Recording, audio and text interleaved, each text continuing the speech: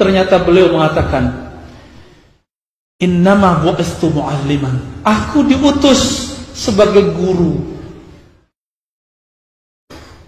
Lalu beliau mengatakan, lastu bitta'an wala bila'an, aku diutus bukan untuk menghujat, bukan untuk melaknat.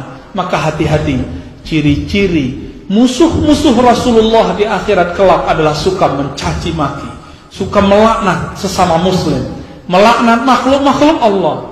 Bayangkan, suatu kali Nabi SAW berkunut. Kunutnya bernama kunut nazilah. Kunut nazilah adalah kunut di saat terjadi bencana, baik bencana militer, bencana ekonomi, ataupun bencana wabah.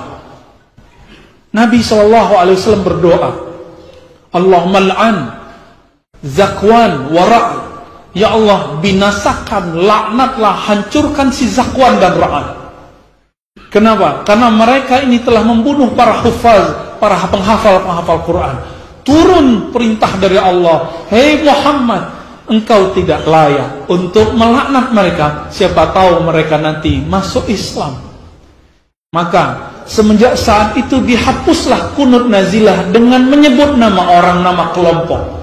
Maka Bapak Salamkan Allah, kita masih boleh berkunut dengan melaknat, tapi khusus melaknat itu dengan kalimat umum, Allahumma la'anil kuffar, ya Allah laknatlah orang-orang kafir, itu boleh. Tapi tidak boleh menyebut Allahumma la'an Donald Trump, tidak boleh. Allahumma la'an Jokowi, itu tidak boleh. Tidak boleh, haram hukumnya. Kenapa? Siapa tahu Donald Trump menjadi mujahid fisabilillah, siapa tahu Jokowi nanti jadi wali Allah.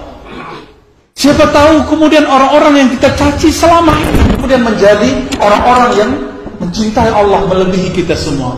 Bapak seorang Allah, ini penting sekali, karena hari ini banyak sekali yang berdiri di atas mimbar tapi sudah menyalahi akhlak-akhlak Rasulullah yang rahmatan lil alamin. Kita boleh berbeda. Bukankah Aisyah berbeda dengan Ali? Aisyah menantang Ali, Ali menantang Muawiyah. Begitulah orang kalau berbicara politik, jangankan kita yang kotor-kotor ini, sahabat Rasulullah yang dijamin surga pun mereka perang. Maka negeri ini belum separah yang dibayangkan di medsos itu, seperti yang dibayangkan di TV-TV itu. Tidak, negeri ini masih dalam tataran yang aman, insya Allah. Selama masih ada wali-wali Allah, selama masih khatib-khatib mendoakan keselamatan negeri ini. Kita malu kepada negeri seberang, negeri jiran. Setiap kali khutbah mendoakan orang-orang yang mengurus negeri ini, walaupun mereka mengkritiknya. Maka kami mengajak Bapak Salamkan Allah, jika benar kita pewaris Rasulullah yang menjadi rahmat lil alamin, kritik pemerintah, tapi jangan laknat.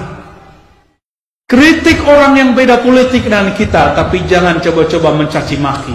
Karena tipis antara iblis dengan pengikut Nabi Muhammad SAW. Iblis bawa-bawa agama, bawa-bawa nama Allah, lalu iblis mengatakan bi'izzatika ya Rabb, dengan izzahmu, dengan keperkasaanmu aku akan sesatkan semua umat manusia.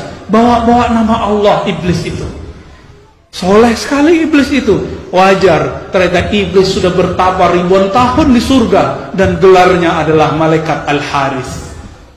Disebut dalam bahasa Ibrani malaikat Azazil. Meskipun malaikatnya bukan malaikat yang dari nur, tapi dari nar.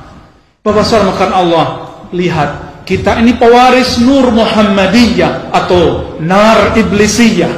Pewaris cahaya Nabi Muhammad yang menerangi umat, atau yang bikin pusing umat.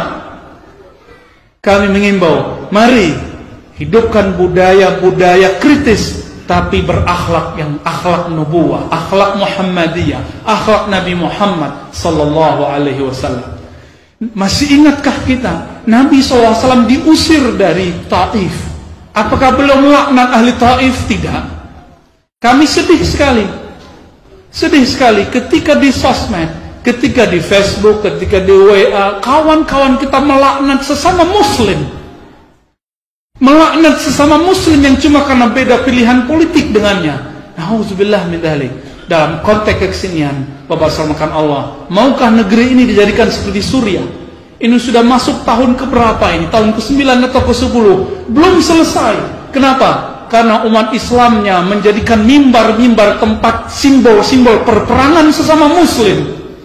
Kami tidak ridha. Wallahi, wallahi, wallahi, demi Allah kita tidak ridha jika mesti simbol dari kutukan-kutukan itu, hujatan-hujatan itu.